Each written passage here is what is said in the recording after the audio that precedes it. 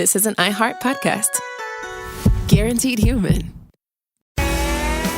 Body Bags with Joseph Scott Moore. Just about every industry has some kind of mythology that comes along with it. Now, when we think about mythology, many times we think about ancient stories, right? And, I would imagine that there are things even in the information technology world that are mythologized now. In death investigation, though, and specifically working in morgues and that sort of thing, there are these stories that float around, and people always come to you to want to know if this is actually true. Like, do the dead actually sit up? Do they talk to you? Do they, they experience pain? I've actually had people ask me that.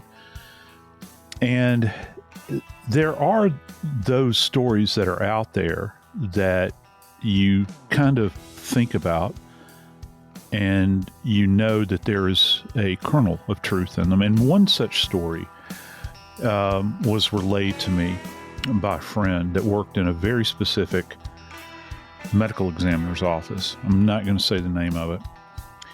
And there was a particularly brutal homicide that occurred in this jurisdiction. And an assistant district attorney, the pathologist that was going to do the autopsy, and a detective showed up early one morning to attend the autopsy of this just brutalized victim. And upon their arrival, they walk in to the ancient autopsy suite that, has been there for probably close to 100 years. And there they heard noise, the rattling of metal on metal. And when they walked in, they beheld a fellow who had been assigned to this medical examiner's office from the local jail, who was a trustee. And that subject was in a tray with a deceased elderly woman, let's say, violating her, borne out before their very eyes. I don't necessarily think that story is anecdotal. And you think, Morgan, can we go any lower? Well, yeah, we can. You've been on this journey with me now for many years. We can go lower. And today, we're going to plumb those depths once again, because there is a story in the news right now that will either turn your stomach or set your hair on end. I'm talking about a fellow who killed his wife, buried his wife, then dug up her remains and did the unthinkable. I'm Joseph Scott Morgan, and this is Body Bags. Dave, I love the term plumbing the depths. I don't know. Maybe I should have been in the Navy instead of the Army. Because you think, I've always imagined myself on some ancient ship, before they had sonar and they're sailing out in the blue water, and they have no idea about the depths that they're sailing over. And I can just imagine whatever kind of rudimentary device they had where they could actually tell how deep something was. They knew they weren't touching the bottom. I can't say that in the world of depravity that we are touching the bottom here, but I think we're on the fast track to it. What do you say, my friend? Rachel Castillo was 5 feet 2 inches tall, Joe. Weighed 105 pounds. She was a young woman who had educated herself, worked really hard, mom of two, worked really hard putting herself through school to be educated because she wanted to help other women and other people in relationship issues. She wanted to be there for other people. She knew she needed to be there for other people because of the relationship that she had been in with her husband, Zarbab Ali. What Zarbab Ali confessed to, Joseph Scott Morgan, is something that you once said, Ted Bundy used to go back and rape his victims after they were already decomposing. And I thought you were trying to make me sick. And I looked it up and studied and went, you got to be kidding me. He wasn't joking. This is almost as bad because, if not worse, because this is a woman that you were married to. Now, she has put him on the road. They've been separated 9 months. And in that 9-month period of time, she wanted him to still have a really good relationship with the kids and allowed him to stay there in the apartment together. She brought her sister in because he got to be too much and they moved him out. But she went that far. She bent over backwards in this relationship to make it work for him. And the way he returned that, as she was getting her freedom, he plotted and planned, Joe. He plotted and planned so that he could get the children. It was his day to have them. And as I said, they had been separated 9 months. He lived there with her for the first 6 months, but then he just was getting to be too much of a rat hole, and she kicked him to the curb. And so he's been in his own place for about 3 months. And so he gets the kids for his visitation. He takes them, I don't know, hour and a half, 2 hours away to his parents' house, and then drives back and sits outside the apartment in the bushes, waiting for her to get home. And when he sees Rachel get home from work, he sneaks in behind her. See, he wasn't waiting inside the apartment. He waited until she went in. So she, because what is the time that we're the most apt to look around at things? Be really aware of our surroundings right when we first walk into an empty home. Yeah. You're going to smell things. You would smell somebody's odors if they were there in a darkened home. He stayed outside, waited for her to get in. She goes into the bedroom. She goes to the bathroom, whatever. And he waits. And when she opens the door from her bedroom, this man who was her husband, they have 2 children together, he killed her with a knife. And that was only the beginning of the horror. Now, Joe, if you stab somebody in the chest, you've seen the crime scenes after the fact. Mm. I have reported on many of these where people try to clean them up. Yeah. And it's really an impossible task unless you have many people and the right equipment to clean up that kind of blood that comes out of a human body when they're bleeding out, which is what happened here. He did try to clean it up. Didn't work. Yeah, I've often, wondered about this, and I think I've even stated it on Body Bags several times because we've covered a lot of these cases. I've often thought that you would, and I'm glad you brought up the idea of equipment. And of course, equipment goes to planning, right? So, would it be possible to go into a location and say, for instance, you had, or at your ready, you had, say, for instance, something like a steam cleaner, where you could go in and you could swab down the area, perhaps, another nautical term there, like swabbing the deck. Wow. Swab it down with, I don't know, some type of detergent, right. Go back over it, swab it down with bleach, let that set, and then you go back in and you essentially apply steam to it. It would be a monumental undertaking. And here's, the physical process of doing that. First off, one of the things that's always going to get you is that blood itself and its deposition many times is so tiny that you're not going to get everything. You're just not. I mean, it's when you think about the spray and, you talked about how she was stabbed.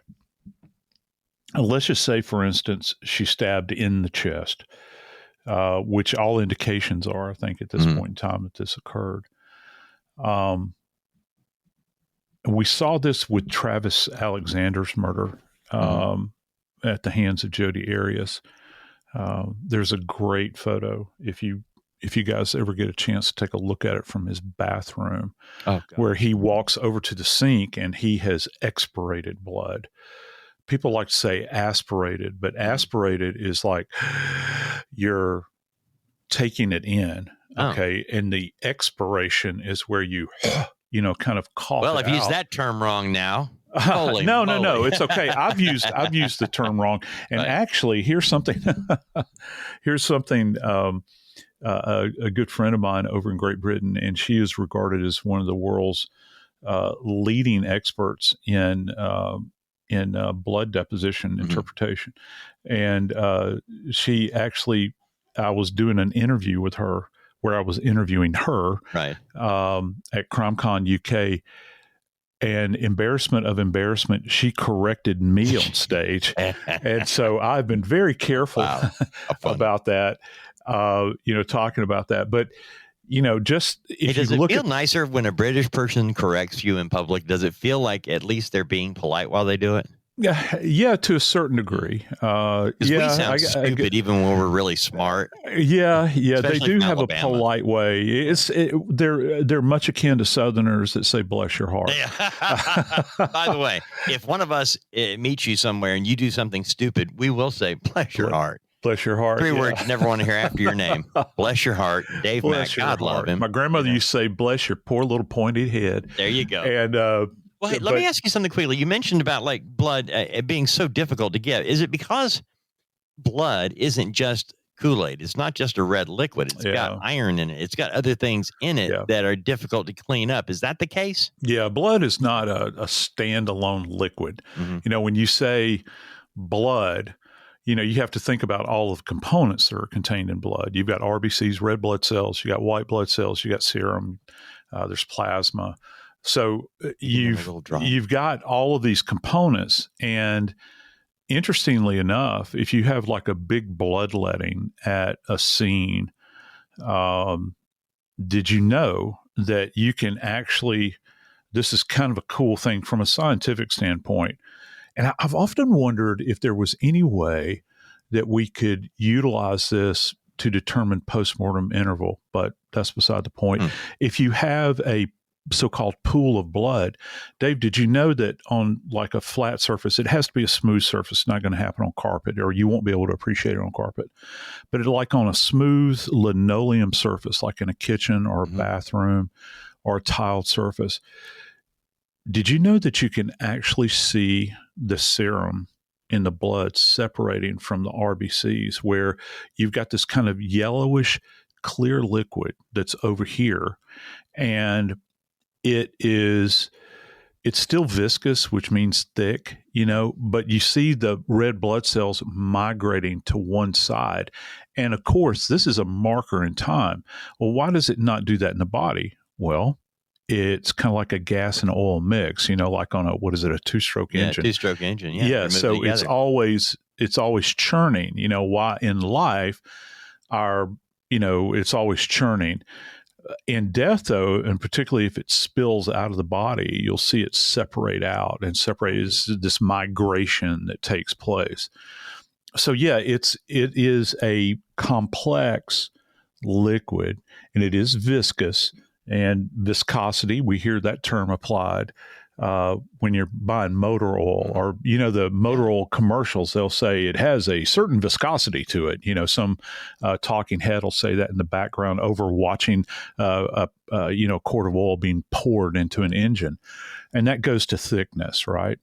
So when you expirate blood, which happens lots of times with chest injuries, how does that happen? Well, if a knife is inserted into the chest and it passes through the chest wall and it gets into the lung, you've got tons of vessels in the lungs. Well, they also communicate with the bronchial tree. Okay. So the blood will leach out into these spaces. And when we exhale, okay, carbon dioxide, putting it out, you've got blood that is being infused into the airway, and it is sprayed out at that point in time. That's called expiration. So it's aspirated, and then it's expirated. and then it's particulated, and it particulated when it goes out. Again, back to Travis Alexander, when you look at that crime scene photo at his sink, you'd have these particulated bits of blood everywhere.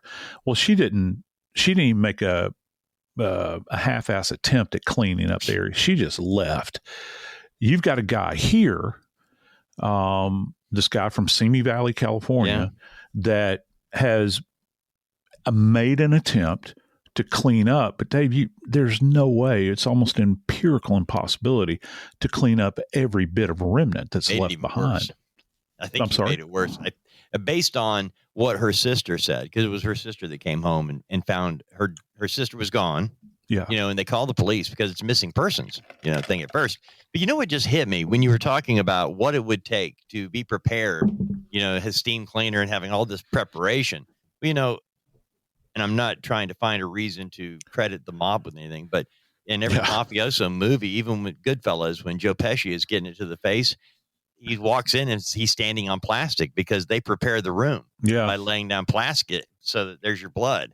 Yeah. And they just roll it up, put him in carpet, take him out.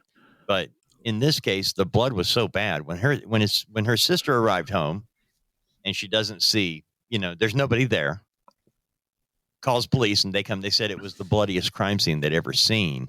And even though it was a missing persons, kidnapping, it was a violent kidnapping, but it was police, I think, and you would know this because you're around them all the time. They do have a wink and a nod with one another on whether or not they believe somebody is still able to survive and live after what they're looking at. And I mean, I think in just what they saw, they knew they were not looking for a live person. They were going to be looking for a body. Yeah. And that's, again, this goes to terminology. You talked about the wink and the nod with the police. We'll put it in clinical terms in the forensics world, where you'll hear a forensic pathologist, and this goes to, and there are cases out there, and I urge everybody to remember this because you'll hear it again in the future. There are cases out there where a forensic pathologist, even though you cannot quantify, Dave, I want everybody to hear my words. You cannot you can't quantify. You can kind of qualify. You can look at a blood stain and say, based upon what I'm seeing here, the amount of blood that is here in this space is what's referred to as being incompatible with life. That means that there's so much spillage there that and for a woman her size, and the volume of blood in the human body, it varies from person to person. Now, we do know that she is rather diminutive. She's not a big woman. And so you think top end with her, I would imagine maybe 2 gallons in her body. Okay. If you want to just think about 2 milk jugs, okay, standard gallon milk jugs, might be on the low end here. We might be talking, 1.75 gallons of blood in her body. Well, you still need that volume of blood to function. Okay. And that's just what we're seeing externally. Here's the trick, though. How much blood still remained in her chest, perhaps floating about because she bled out into her body? You take that and couple with what was externally observed, and we do have a bloodbath on our hands.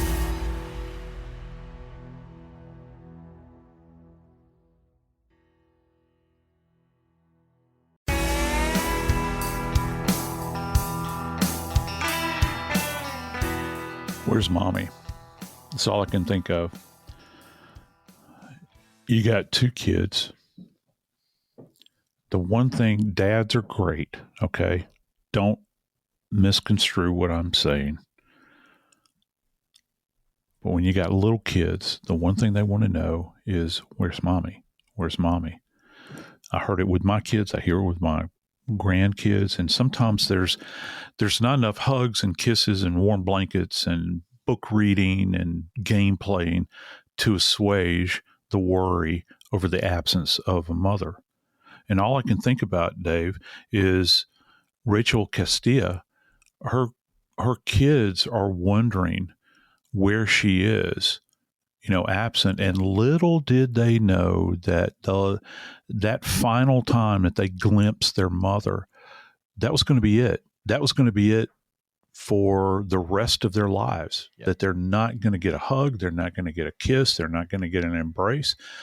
They're not going to be corrected. They're not going to be, told what to do in the morning to get ready. That's vanished at the twinkling of an eye. It's so sad, Joe, that I'm about tired of men that just, they're horrible to the woman while they're living together as man and wife. They're horrible to the kids. And then, they go crazy after when they're kicked to the curb. And it's just, really, this is your option. This is what you came up with. This was your best plan. You didn't treat her right when you were here together. And now your best idea is go ahead and kill her. And then you end up going to jail. So you basically have ruined your children's life. You've killed her. Look, if you want to ruin your own life, go do that. But my goodness, I'm just done with these guys acting like they can justify their activity somehow. And by the way, he tried to. Here's your bottom line. 4 days, Joe, they're looking for her. For 4 days. This family, her sister was the one that walked into the apartment. And as you mentioned, there was enough blood there that they realized it was incompatible with life. I'm going to, as an eternal optimist, I would have been the one to say, but mine might have survived. Yeah. Mine could have. Yeah. And I would have been out there on the street. Have you seen this girl? There was a violent attack happened. And the only thing they know, because police they got to figure out, well, okay, who had the kids? All right, the ex-husband, the soon-to-be ex-husband had the children. Where are they? Well, he took them to his parents' house, which is an hour and a half away in Victorville. And as they're looking around, spending 4 days with hanging flyers and posters, I don't know how they actually figured out where and what he had done. But you got to know, a violent attack for no reason doesn't happen usually. I wouldn't think anyway. At any rate, they were able to triangulate, figure out where the body was, because it was in the middle of nowhere, Joe. And by the way, I looked at a map on this. Yeah. He took her body to Antelope Valley, the husband did, and buried her in a shallow grave. And I looked at this. I thought, okay, they're in Simi Valley. You got Victorville, where his parents are, and then Antelope Valley. Now, they're not close, and they're not on the way to one another. If you're going to Antelope Valley, you're going there. If you're going to Victorville, you're going there. Yeah. You're not going to go to Victorville by way of Antelope Valley, And so I kept trying to figure out, how did police tie this together? I don't know. I'm going to assume this happened in 2022. So you've got cell phones, you've got mileage on cars, you've got basic ideology of what a person is going to do, places they've been, and they were able to eventually find out that the husband did this. But Joe, when they get him down and they're talking to the guy, I don't know how he could be a human being like you and me. I know we breathe the same air and everything, but this guy admits that he killed his wife. He leaves behind this bloody mess. He had taken his kids to their grandparents, his parents, and he takes her body up to Antelope Valley and buries it in a shallow grave that he had prepared, I guess. But then he goes to stay at his parents' house, hang out with his kids for a little while. Now, about 2 o'clock in the morning, Joe, kids are asleep. Mom and dad are asleep. Zarbab Ali goes back in the car and drives back to Antelope Valley, where he had buried his wife. Yeah. I'll let you go ahead and tell us what happened next, because I'm trying to figure out what kind of person does this. And I would imagine at your stage of the game, you quit doing that a long time ago. Yeah, sometimes you sit back and you shake your head at the level of depravity out there. And look, I know I get buzzed every now and then by people that, think that I'm being judgmental. Uh, and I'm thinking, okay, if you think Wait. I'm being judgmental in this particular case, I don't know. It might be time for you to start, I don't know, spending time doing something Wow. other than listening to me, Wow. because this is a real, the common denominator here is that you've got a mind that is so depraved. Um, we do know that Ali, he wrapped her body, as he had, he had removed her from her home. And, one of the big questions I have, I think this goes back to, I think about this, brings to mind Chris Watts with me, and how, he had those babies in that car, and they were alive. And the wife, was laying there, in the car, and he knew what he was doing. And I often think about, where were the babies at this point in time? Did he entertain the idea that he was going to transport them at the same time? Had he entertained that? Is there some marker in the sand where he's saying, okay, I've gone too far. I'm not going to subject them to this. I know that I've killed my wife. But if you think that he is utilizing good judgment, it gets worse. He really goes off the rails here, because he's taken her and has buried her. I'd like to know, I think, from a forensics perspective, how was this grave site actually prepped? Mm-hmm. Did he pre-dig the hole? What tools were utilized in order to facilitate this? In the area, this Antelope Valley area, Dave, when you look at the topography out there, and I know that you've spent time in the desert, people think that desert is like blowing sand like the Sahara, and that's kind of far from it. Yep. I always think of, cracked, scorched earth is what I think of, and very, very hard, almost like concrete. Mm-hmm. And did he prep the grave in advance? What were his thoughts? What was it about that particular area? Had he been there before? Had he been there with her? Had he been there with the kids? What is it that drew him to that location?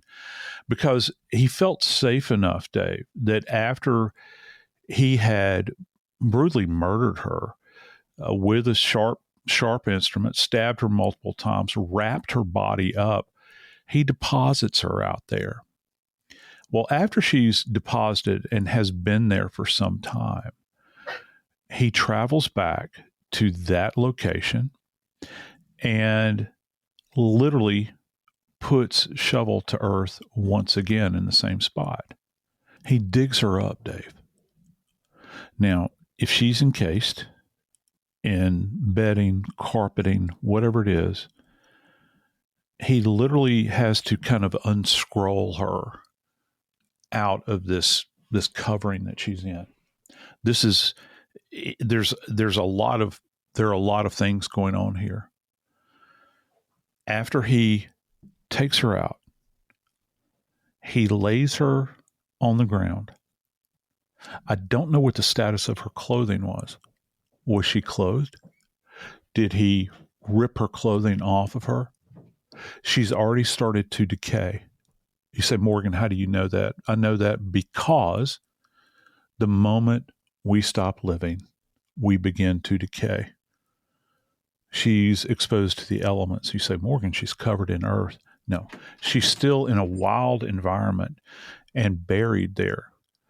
He is, in fact, taking her body out. And Dave, this is where it really gets dark. He sexually assaults the remains of his wife. To what point does a person have to go to in order to facilitate that? What is it? What's the driver? Is it a control issue? Is it wanting to really relive the brutality? I think back to those images, and I don't know if you remember this. Do you remember the images of BTK where there were these Polaroids that he had taken? You remember Polaroids used to have the timer, and you could set it up on on a tripod and it would snap an image. Right. He had cameras that were set up that way. And he's all dressed in, I remember one that stood out. I think he's wearing a woman's slip. He's got a wig on. He might have that damn mask on that he wore. He's bound and he's in a grave taking pictures of himself. Right. Is there, I think the big question is that, are you talking about a body that, are you talking about something behind him that triggers arousal with him? Had he always fantasized about having her dead? Because a lot of these necrophiles, they do not function well with the living. That's why they're necrophiles. I think my question is, did he have any previous experience? Because it's, I hate to say this, it's one thing to murder the mother of your children. It's a completely different kettle of fish to take those brutalized remains, dig them out of that soil, and begin to rape all that remains.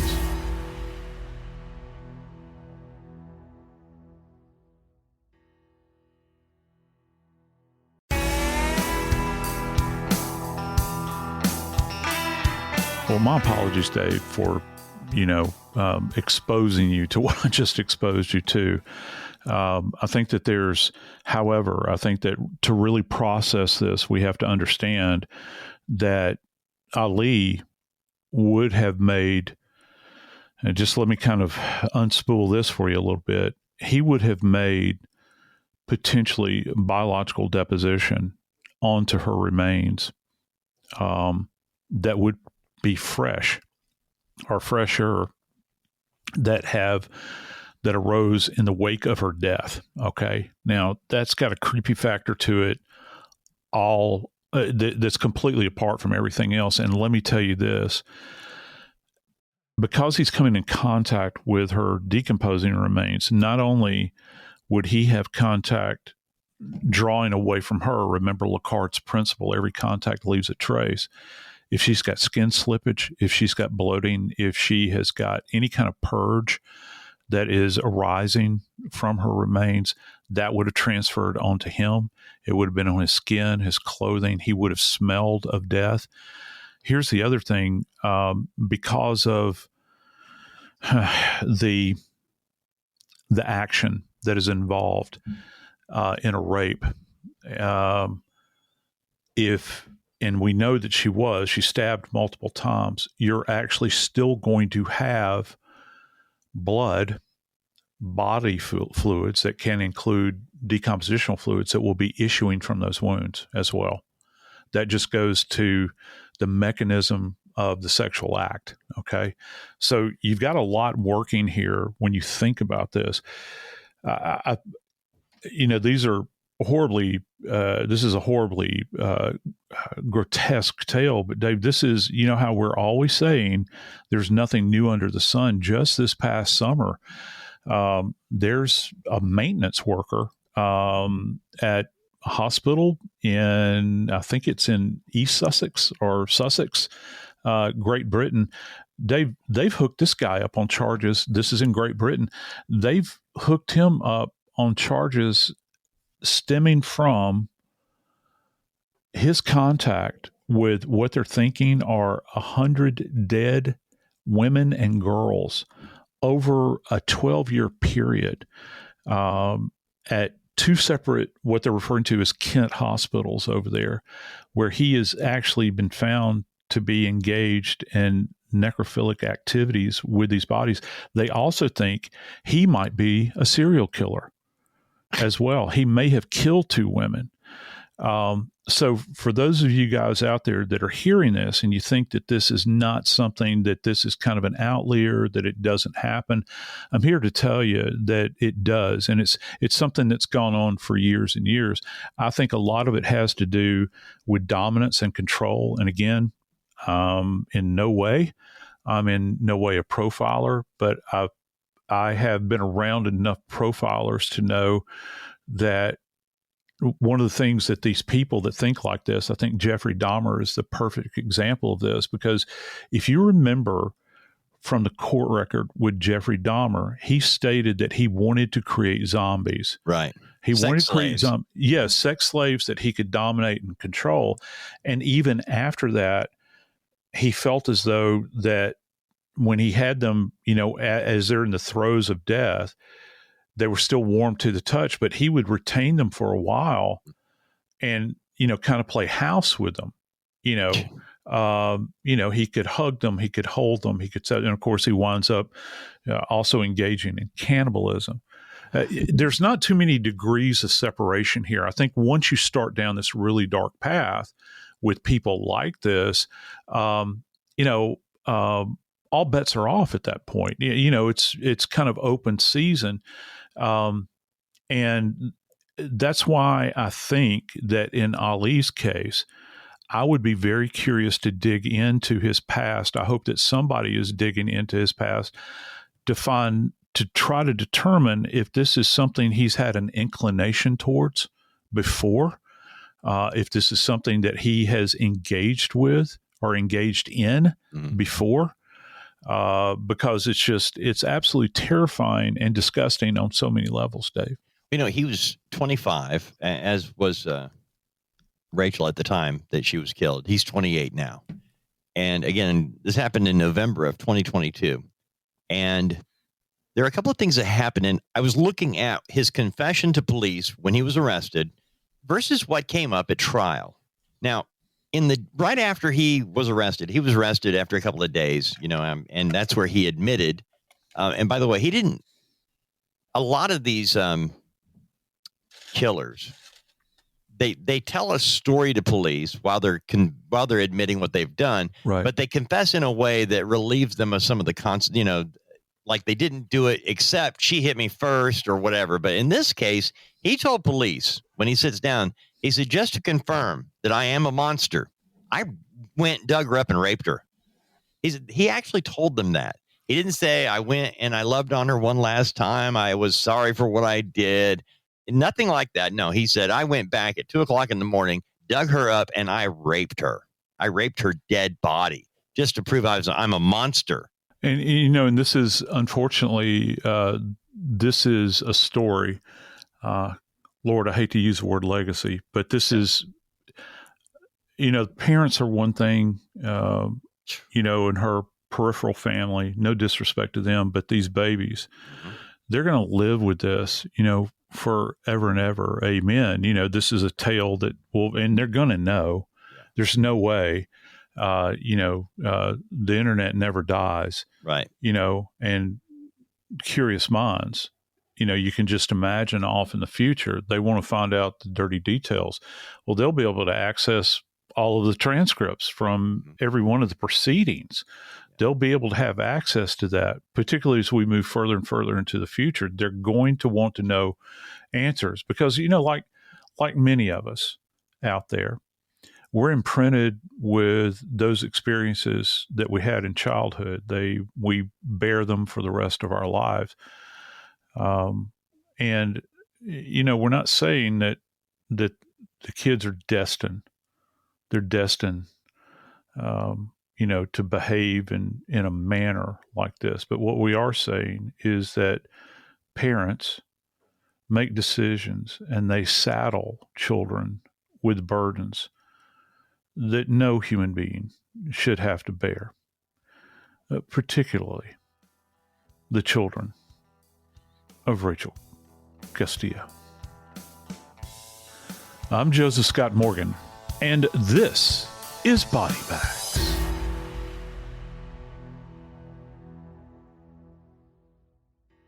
This is an iHeart podcast. Guaranteed Human.